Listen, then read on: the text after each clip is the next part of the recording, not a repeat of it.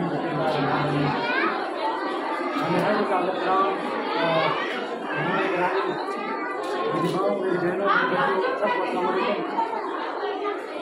इस मौके पर आप सबको एक बेहतरीन प्रोग्राम करने पर बिलखसूस अपनी माँ और अपनी बहनों को एक बेहतरीन जहाँ पर टहल दिखाने पर हमारी तस्वीर पेश करता हूँ और आसिफ भाई को एक मुख्तसर टाइम में इलाका तनाव की धरती के ऊपर एक बेहतरीन प्रोग्राम करने पर खराज तस्वीर पेश करता हूँ।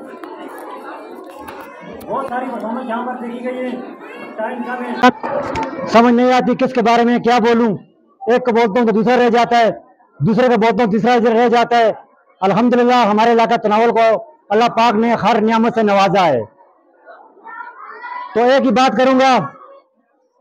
जो टैलेंट हर बच्चों ने दिखाया है, अलनूर वालों ने, हमारे आर्मी के इदारे के हवाले से बात करूंगा अपने मीडिया के भाइयों की तवज्जो से कि अपने इदारों को, अपनी बिलखसूस तमाम सिक्योरिटी इदारों को और पाक आर्मी को आज इस प्लेटफॉर्म से, आज इस स्टेज से ये पैगाम देना चाहता हूं कि इदारों के साथ, पाकिस्तान आर्मी के साथ हमारी जो मोहब्बत है वो हम अपने ईमान का हिस्सा समझते हैं,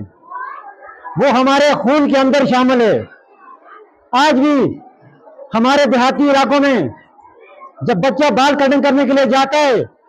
तो जब माँ से 50 या 100 रुपये मांगता है तो बच्चा जब अपनी माँ से पूछता है कि वालदा मैं कौन सी कटिंग कराऊं, तो अल्हम्दुलिल्लाह हमारी माएँ, हमारी बहनें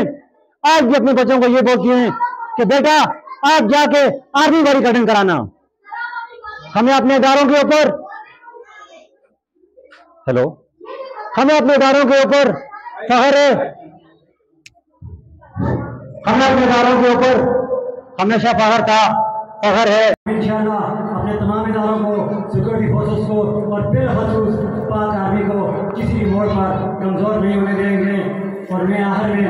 आप सबको इस दुआ के साथ 76वां यौम आज़ादी का 76वां